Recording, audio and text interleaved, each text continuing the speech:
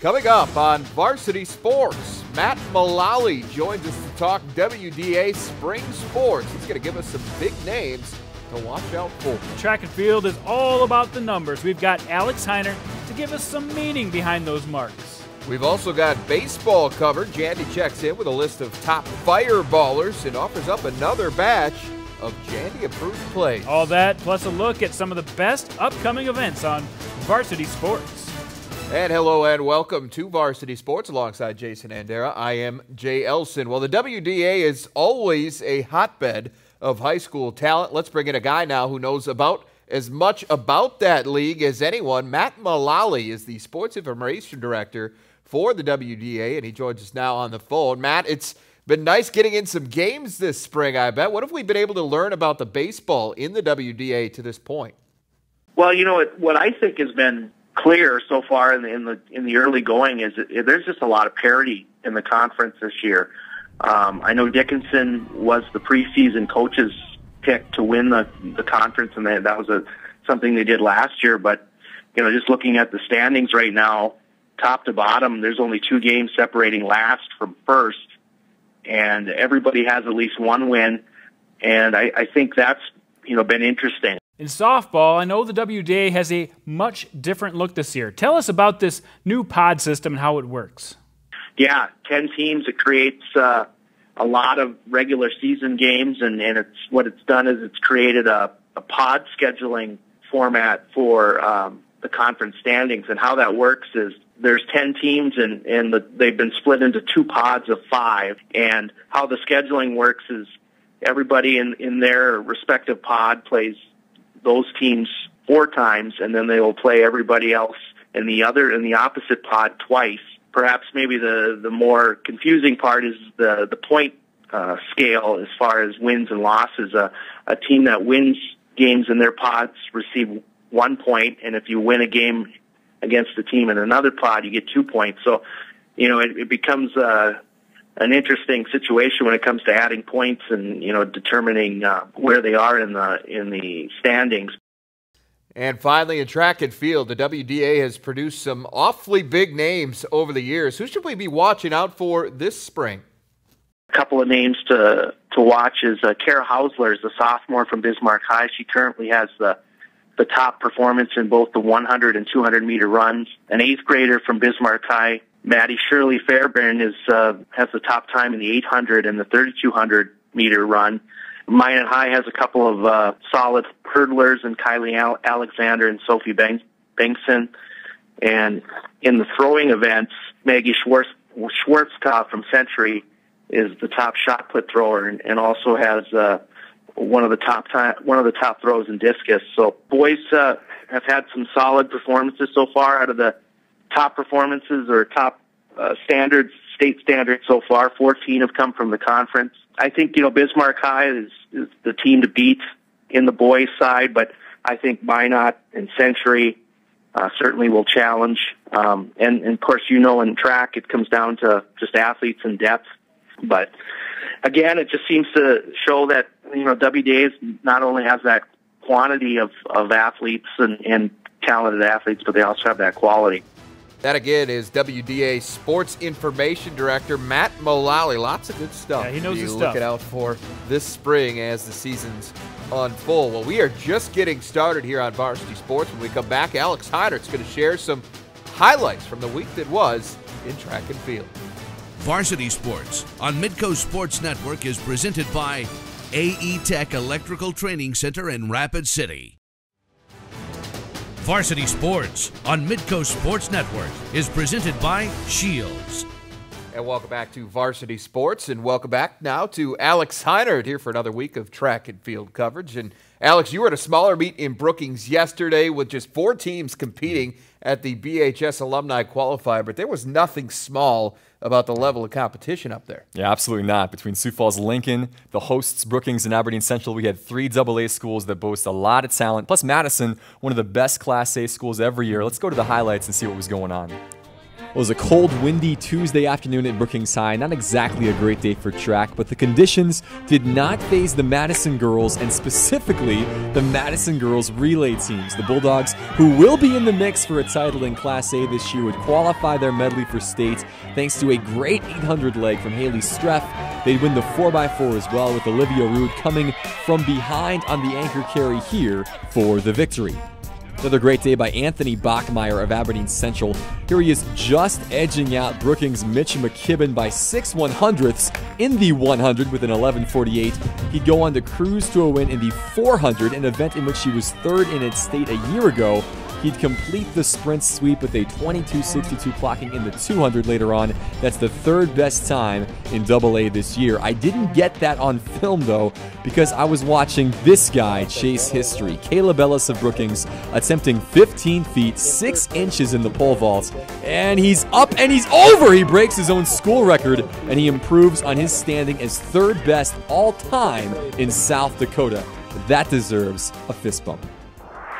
All right, good stuff there. But Brookings not the only hot spot for high school track and field since last week. And let's go now back into the acceleration zone as we cover the week that was in the Dakotas. We're putting 156 on the clock this week. And Alex, give us the significance of that time. I'm glad you asked, Jay. That's in honor of one of the best female track athletes in South Dakota history, Jasmine King of Rapid City Central, and currently of the University of Miami. She holds the state's all-time mark in the 100 at 11.6 seconds and the 200 at 24:16 seconds. 156 would be the equivalent of 10 Jasmine King 100s, Jay. Either way, still impressive. All right, the gun is up, and here we go.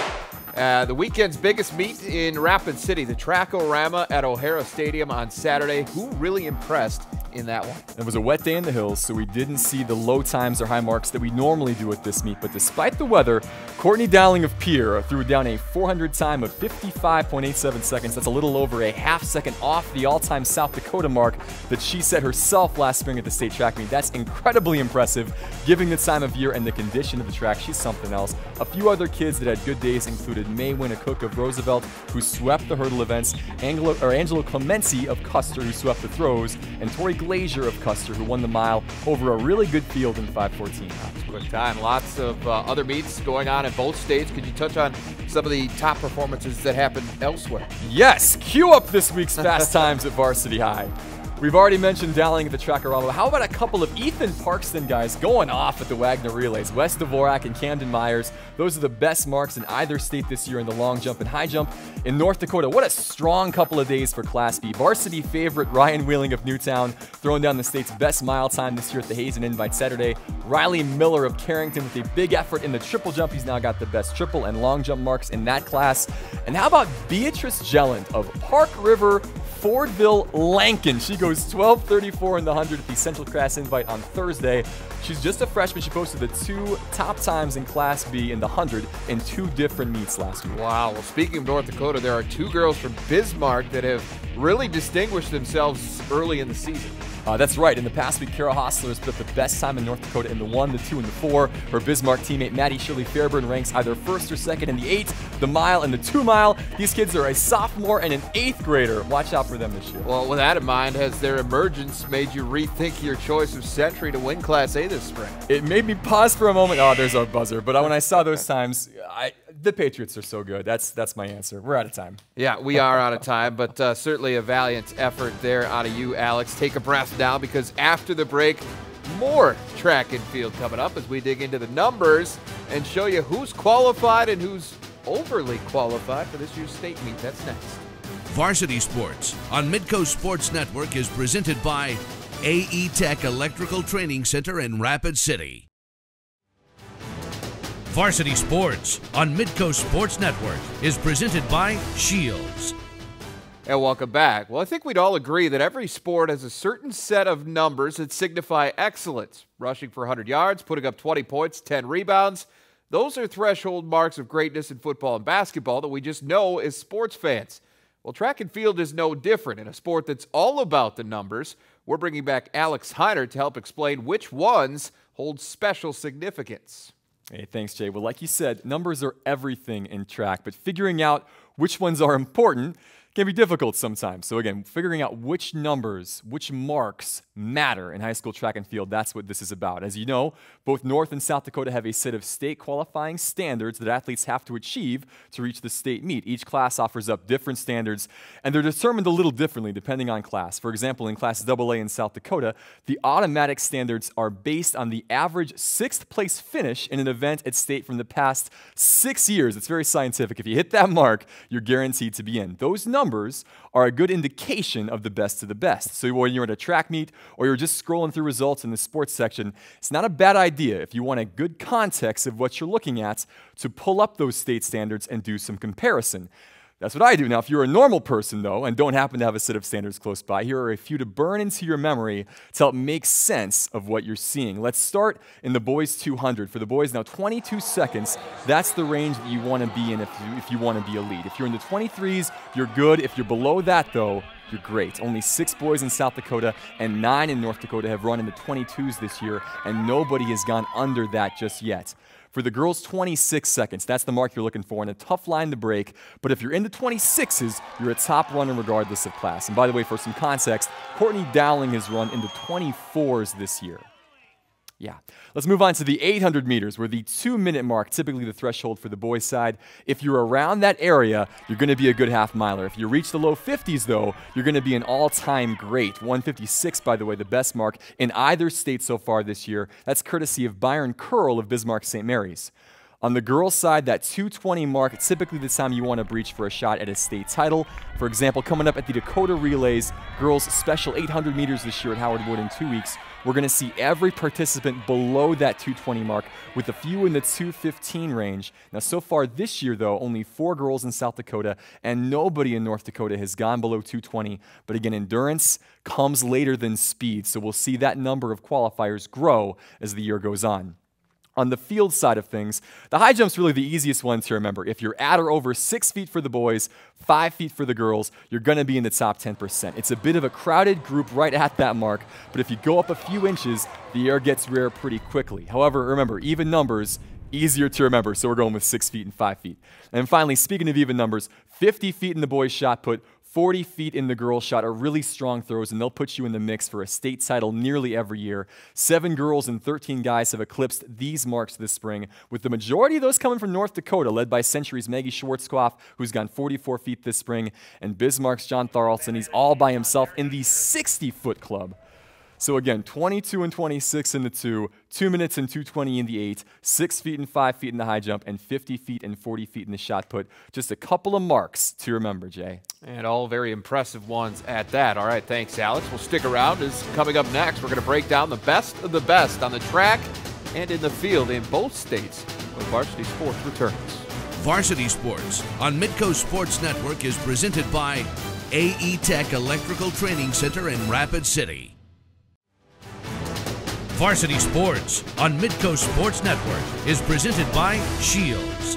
And welcome back. Well, Alex Heinert is with us again to explain a new type of track and field competition here on Varsity Sports. Alex, at the state track meet in South Dakota, a gold medal is awarded to the athlete or relay team that posts the best mark regardless of class. But you're taking this thing a step further. Yeah, we are. South Dakota's been doing the Gold Medal Awards since 1986. It's been a fun way to recognize the best of the best in the states.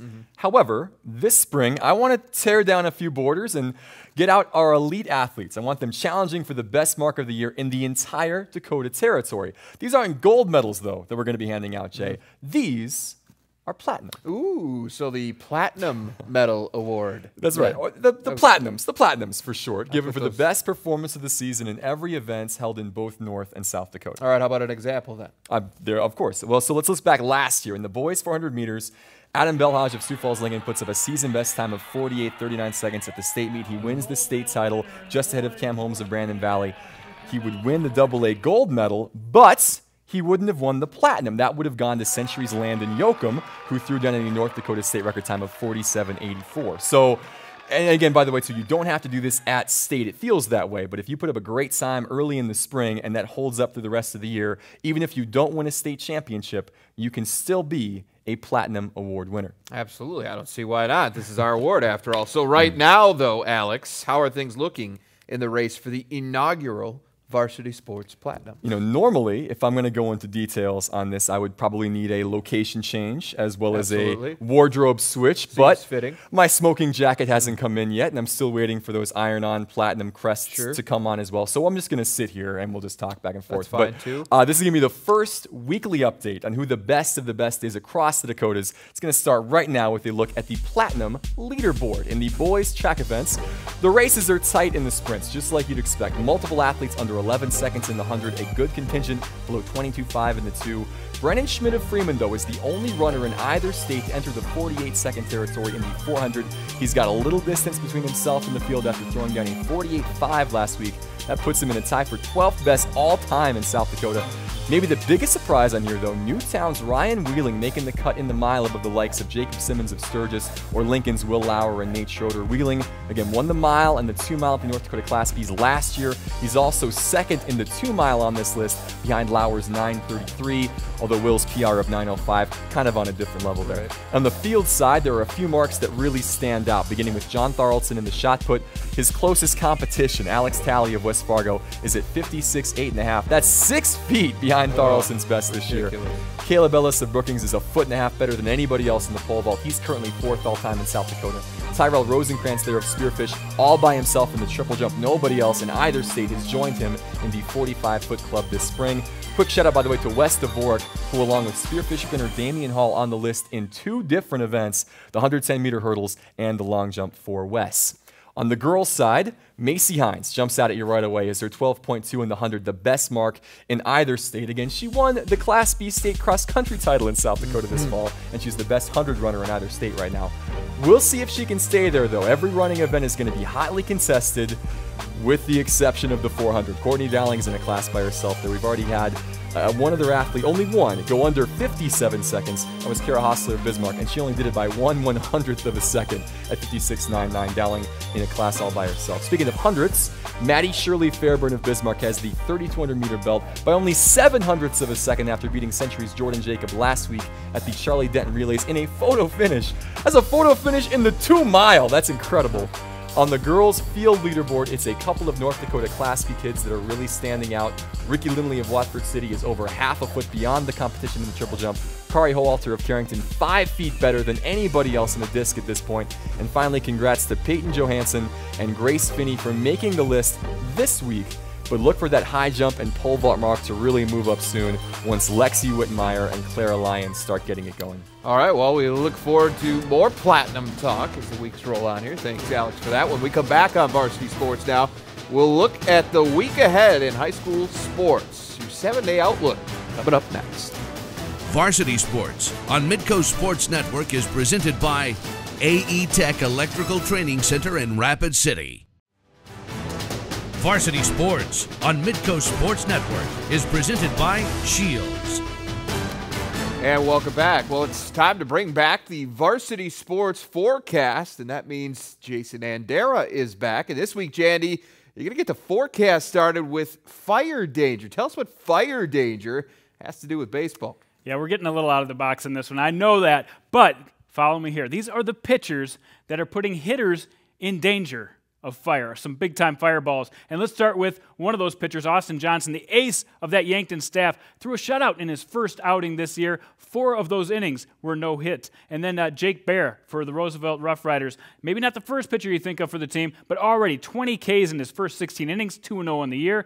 Kyle Krogman of Brookings has been one of the top pitchers on a very deep staff. Last time out went 4 innings, sat 8 batters down. And then Matt Hewitt, a great pitching staff for West Fargo. This guy's one of those guys. 2-0, 1.34 ERA, 11 Ks so far. But as you see the scale, it goes from severe to extreme. These are the extreme fire danger pitchers. You got Colin Hennessy, maybe one of the best in all of eastern North Dakota right now. He no-hit Grand Forks Central on April 14th in just 5 innings. You've got Nolan Burchell of Lincoln. He went 5 no-hit innings against Fargo South. He also sat down 11 of those Bruins, and in the last 2 times out, hasn't allowed a run. Then Stuart Baruth, 29 Ks so far in his first 18 innings. yeah, I'd be in danger of getting fired down by him too. And then Tyler Olmstead, just a junior, already the ace of that Washington Warriors staff, put up 11 strikeouts in his last performance on April 16th. And now we're going to take it one more notch up. This is borderline catastrophic. These guys are lights out. Ben Strom,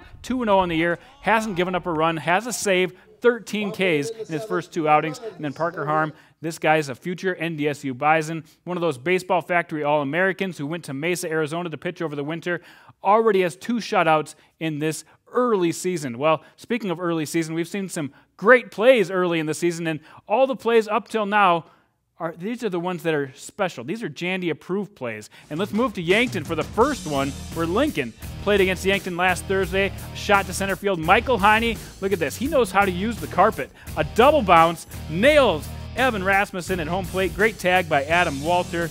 And that beautiful turf in Yankton benefits the Bucks as they mow down Rasmussen on the inside. Let's look now to North Dakota. Carter Thompson up at the plate for Fargo North.